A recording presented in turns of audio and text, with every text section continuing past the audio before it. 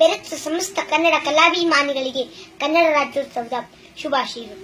ಎಲ್ಲಾದರಿರಿ ಎಂತಾದರಿರಿ ಎಂದೆಂದಿಗೂ ನೀ ಕನ್ನಡವಾಗಿರು. ಬರೀ ಬಾಯಿ ಮತ್ ಕಷ್ಟ ಸೀಮಿತ. ನಾನು ಕನ್ನಡಿಗ ಅಂತ ಹೇಳೋಕೆ ನನಗೆ ಮೇಲೆ.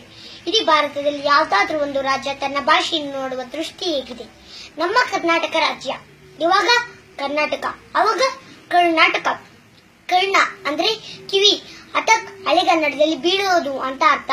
ಕಿವಿಗೆ ಬೀಳ್ತಾ ಇದ್ದಂತ ಅರ್ಥ ಆಗೋ ಭಾಷೆ ನಮ್ಮ ಕನ್ನಡ ಭಾಷೆ. ಭಾವಕ್ಕೆ ಹತ್ತಿರವಾದ ಭಾಷೆ, ಜ್ಞಾನಕ್ಕೆ ಹತ್ತಿರವಾದ ಭಾಷೆ, ಸಂಸ್ಕೃತಕ್ಕೆ ಹತ್ತಿರವಾದ ಭಾಷೆ ನಮ್ಮಿಂದಾನೇ ದೂರ ಆಗ್ತಾ ಇದೆ. ಬೆಂಗಳೂರಲ್ಲಿ ಕನ್ನಡಿಗರ ಸಂಖ್ಯೆ ಕಮ್ಮಿ ಆಗ್ತಾ ಇದೆ. ಬೇರೆ ಭಾಷೆ ಅವಳಿಯಿಂದ ಕನ್ನಡ ತನ್ನ ಅಸ್ತಿತ್ವನ ಕಳ್ಕೋತಿದೆ. ಇದಕ್ಕೆಲ್ಲ ಕಾರಣ ನಾನಲ್ಲ, ನೀವಲ್ಲ, ಅವರಲ್ಲ ಇವರು, ಇವರಲ್ಲ ನಾವುಗಳೇ ಕಾರಣ. ಅಖಂಡ ಕರ್ನಾಟಕ ಏನೋ ರಚನೆ ಆಯ್ತು, ಆದ್ರೆ ಇನ್ನು ಕನ್ನಡಿಗರ ಮನಸ್ಸು ಮಾತ್ರ ಒಂದಾಗ್ಲಿಲ್ಲ. ಅದೇ ಹಳೆ ಹೈದರಾಬಾದ್ ಕರ್ನಾಟಕ, ಮುಂಬೈ ಕರ್ನಾಟಕ, ಉತ್ತರ ಕರ್ನಾಟಕ, ಹಳೆ ಮೈಸೂರು ಅನ್ನೋ ಪ್ರಭೇದ ನಮ್ಮನ್ನು ಕಾಡ್ತಾನೆ ಇದೆ ಸ್ನೇಹಿತರೆ. ನಾವುಗಳು ಒಂದಾಗ್ಬೇಕು. ನಾವೆಲ್ಲರೂ ಕನ್ನಡಿಗರು ಅನ್ನೋ ಹಿರಿಮೆ ಬೀಜ ನಮ್ಮ ಎದೆಯಲ್ಲಿ ಬಿದ್ದಾಗ ಮಾತ್ರ ಕನ್ನಡ ಉಳಿಯೋಕೆ ಸಾಧ್ಯ.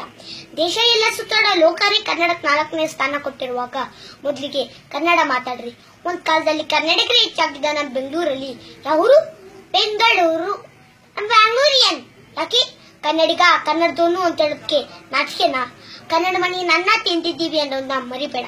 ಯಾವತ್ತೂ ಕನ್ನಡ ಭಾಷೆ ತುಳಿಬೇಡ. ಹಾಗಂತ ಬೇರೆ ಭಾಷೆ ಕಲಿದೇ ಇರಬೇಡ. 6.5 ಕೋಟಿ ಕನ್ನಡಿಗರನ್ನ ದ್ವೇಷಿಸಬೇಡ.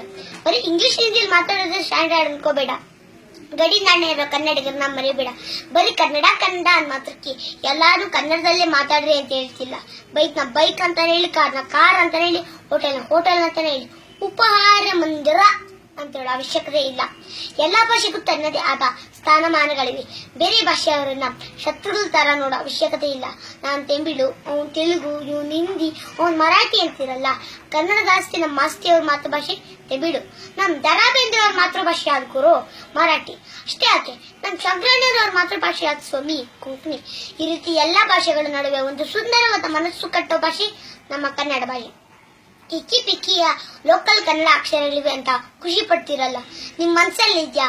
ಇನ್ ಕನ್ನಡ ಶಾಲೆಗಳ ವಿಷಯಕ್ಕೆ ಬಂದ್ರಂತೂ ದಿನೇ ಕನ್ನಡ ಶಾಲೆಗೆ ಹೋಗೋ ಮಕ್ಕಳ ಸಂಖ್ಯೆ ಕಮ್ಮಿ ಆಗ್ತಾ ಇದೆ. ಇದರಿಂದ ಶಾಲೆಗಳು ಮುಚ್ಚುವಂತ ಪರಿಸ್ಥಿತಿ ಎದುರಾಗ್ತಾ ಇದೆ.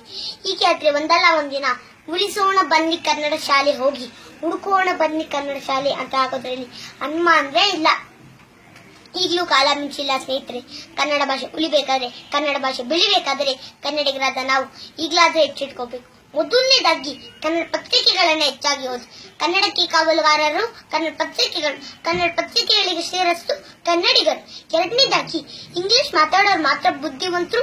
ಇಂಗ್ಲಿಷ್ ಸ್ಕೂಲ್ಗೆ ಹೋದ್ರೆ ಮಾತ್ರ ಕೆಲಸ ಸಿಗುತ್ತೆ ಅನ್ನೋ ಮೂಢ ನಂಬಿಕೆಗಳನ್ನ ತೆಗೆದುಹಾಕಿ ಜಗತ್ತಿನ ಮುಂದುವರಿದ ಪ್ರಮುಖ ರಾಷ್ಟ್ರಗಳಲ್ಲಿ ಗಮನಿಸಿದರೆ ಅವುಗಳಲ್ಲಿ 9 ರಾಷ್ಟ್ರಗಳಲ್ಲಿ ಶಿಕ್ಷಣ ಮಾಧ್ಯಮ ಮಾತೃಭಾಷೆ ಅಂತೆ.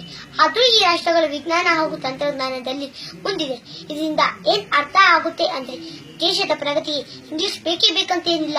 ಇವಾಗಂತೂ ಹೊಸ ಟ್ರೆಂಡ್ ಶುರು ಆಗೋಗಿದೆ.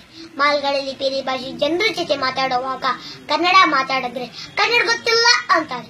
ಅವಾಗ ನಾವು ನಮ್ತನ ಬಿಟ್ಬಿಟ್ಟು ಅವ್ರ ಭಾಷೆಯಲ್ಲೇ ಮಾತಾಡ್ತೇವೆ ಹೊರತು ಕನ್ನಡದಲ್ಲಿ ಮಾತಾಡಲ್ಲ. ಆದ್ರಿಂದ ದಯವಿಟ್ಟು ಕನ್ನಡದಲ್ಲಿ ಮಾತಾಡಿ, ಅವರಿಗೂ ಕನ್ನಡನ ಹೇಳ್ಕೊಡಿ. ಹಾಗಾಗಿ ಎಲ್ಲಾ ಭಾಷೆಯನ್ನು ಪ್ರೀತಿಸಿ, ಕನ್ನಡ ಭಾಷೆಯನ್ನು ಆರಾಧಿಸಿ.